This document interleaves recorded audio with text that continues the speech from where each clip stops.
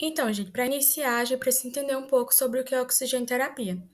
A oxigenoterapia, ela vem como uma ferramenta, como um recurso da gente melhorar esse pH sanguíneo. O pH sanguíneo, ele vai basicamente nos dizer, a partir de uma gasometria, por exemplo, se existe falta ou não de oxigênio no sangue.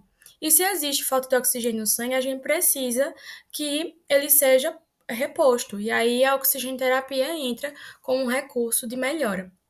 E aí vocês podem me dizer, tá, mas por que é importante a gente repor oxigênio? Porque se não existe oxigenação no sangue, se a gente não consegue alimentar os outros órgãos, e aí gera uma falência, então é de extrema importância, certo?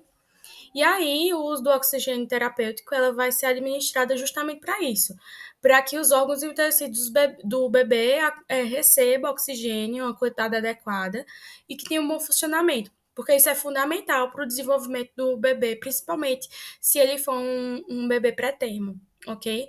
E isso é de extrema importância, principalmente nos primeiros dias de vida, porque aí vai repercutir adiante. A indicação para oxigenoterapia nos neonatos, ela vai acontecer quando eles apresentam dificuldades respiratórias ou alguma hipóxia, que é o baixo nível de oxigênio no sangue. E algumas condições podem ser necessárias a levar o bebê à oxigenoterapia. E uma delas vai incluir a síndrome do desconforto respiratório, que vai ser comum em bebês prematuros. Isso vai ocorrer devido a uma imaturidade, né, dos pulmões e da produção insuficiente de surfactante. Temos também a asfixia perinatal, que vai ser a falta de oxigênio durante o nascimento. Isso pode causar algumas lesões cerebrais do bebê, alguns danos a alguns outros órgãos. Temos também pneumonia neonatal, que é uma infecção que acontece no pulmão, que vai dificultar nessa troca de oxigênio. Temos também doenças de vias aéreas superiores, como estenose e obstrução das vias respiratórias, que isso pode acabar prejudicando nessa ventilação adequada do bebê, transfusão de sangue ou cardiopatia congênita, que é uma condição que pode afetar a circulação e a oxigenação do bebê também. Falando agora de alguns métodos de monitoramento durante a oxigenoterapia, destacam-se três aqui que eu vou falar. Avaliação clínica, que é de extrema relevância, principalmente para nós fisioterapeutas, e aí a gente pode aplicar o boletim de Silverman Anderson, e aí ele vai dizer se o paciente tem tiragem, se ele não tem, se ele tem fúcula. E aí ele vai nos dizer se aquele bebê, aquele neonato, está apresentando algum desconforto respiratório. Além disso, a gente pode fazer uso, né, do oxímetro, que existe o oxímetro para bebês. E aí lá ele vai dar uma noção dos parâmetros da oxigenação periférica desse paciente. Além disso, para ter um dado mais preciso de quantidade de pressão que a gente que está sendo posta ali para aquele paciente, como é que ele está reagindo, como é que está a interação das pressões, a gente pode estar fazendo também o exame de gasometria arterial. A gente não, os enfermeiros ou médicos, né? Porque como é um método invasivo, a gente precisa que a equipe multi tenha esse olhar geral e que também a gente consiga trabalhar junto para que a gente chegue no melhor direcionamento para esse paciente, para esse quadro. Falando agora sobre os efeitos deletérios do oxigênio, a gente pode pontuar três principais, certo? Que seria a retinopatia na prematuridade, e aí ela geralmente está associada com o parto prematuro, que aí é quando ocorre uma. Os bebês nascem antes, né, de 30 semanas e acontece um crescimento, um desenvolvimento anormal dos pequenos vasos sanguíneos é, do olho, da retina, certo?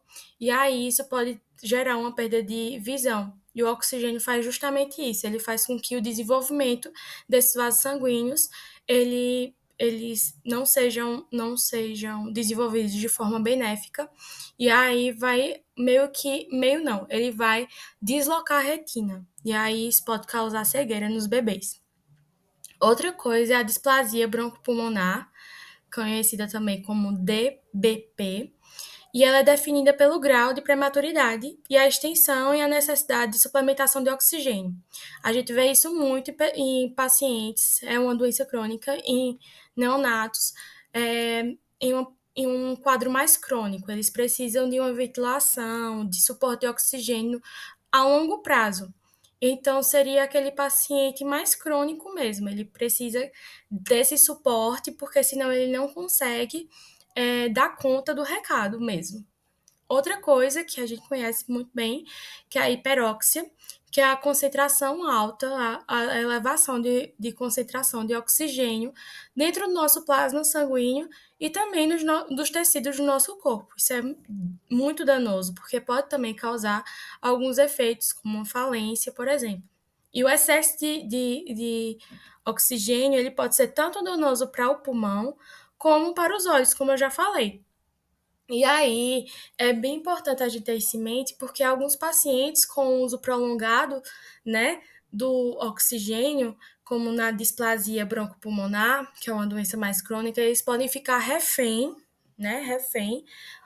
do oxigênio para o resto da vida, porque eles não conseguem é, suportar não conseguem dar conta de aumentar a concentração de oxigênio apenas com nossa respiração basal. Então, é bem importante a gente ter esses pontos na cabeça. O excesso do uso do oxigênio, ele pode trazer alguns riscos para o bebê.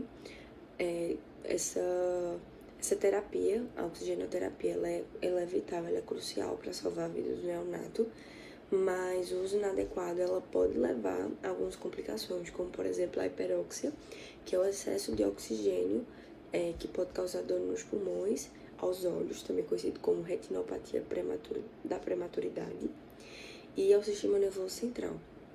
Falando um pouco mais sobre a retinopatia da prematuridade, conhecida também como ROP, o excesso de oxigênio nos prematuros ela pode afetar o desenvolvimento de vasos sanguíneos na retina e isso pode levar à cegueira.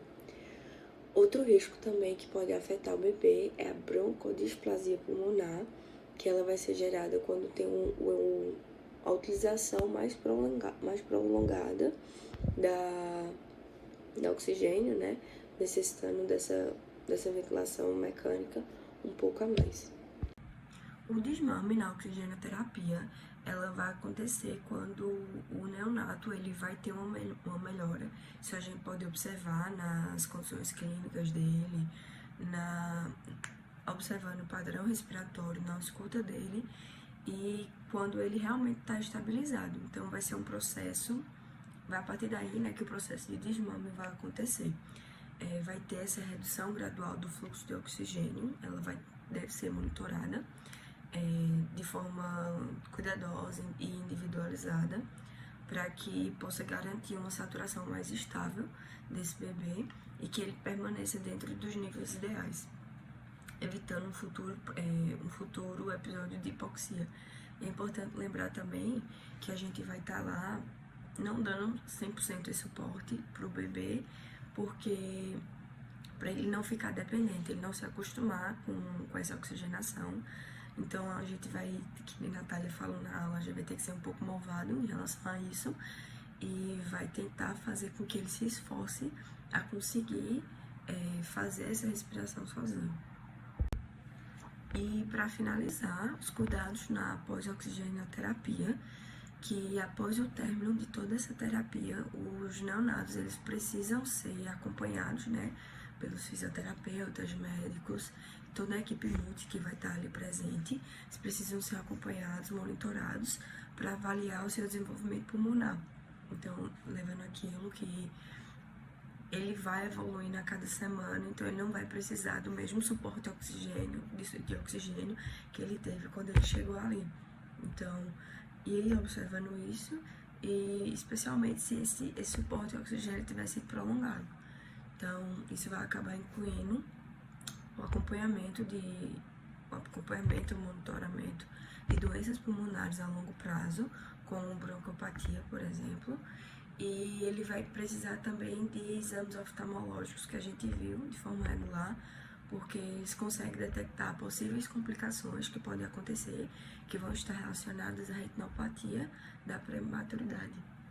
Então, para terminar, é importante dizer que a oxigênio é uma intervenção vital, certo? Para garantir a oxigenação adequada daquele bebê que tem alguma dificuldade respiratória, por exemplo, a síndrome do desconforto, especialmente, quer dizer, nos prematuros. Então, embora essa terapia ela seja de extrema importância, o tratamento ele exige um monitoramento contínuo e um cuidado para evitar complicações.